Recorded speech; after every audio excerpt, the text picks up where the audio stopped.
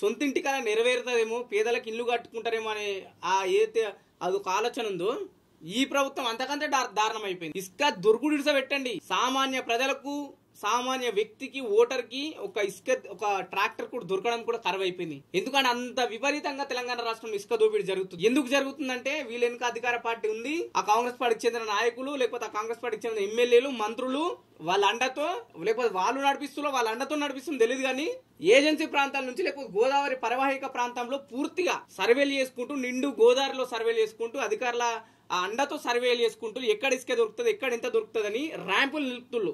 ఎవరైతే చిన్న చిన్న ఇసుక వ్యాపారులు ఉంటారో వాళ్ళ ఫైల్ ఫస్ట్ అర్జీ పెట్టుకుంటారు కదా, మరి ఈ రోజు నేను ఇక్కడ ఇసుక ఇంత తీసుకుంటాను అర్జీలు పెట్టుకున్న వాళ్ళు వాళ్ళ ఫైళ్లు దాటాలంటే అక్కడున్న అధికార పార్టీ నాయకులతోనో లేకపోతే అధికారులకు ఎంతో డబ్బులు ఇస్తే తప్ప పనవ్వట్లేదు. సో ఒకసారి ఈ ఇంత ఇసుక దందా గురించి నడుస్తుంది. ప్రధానంగా ములుగు జిల్లాకు సంబంధించిన వార్త వచ్చింది, మనం ఇంత మాట్లాడుకున్నది. దాని గురించి ఒకసారి DD9 వార్తలు ఇచ్చిన స్పెషల్ ఆర్టికల్ చూసే ప్రయత్నం చేద్దాం.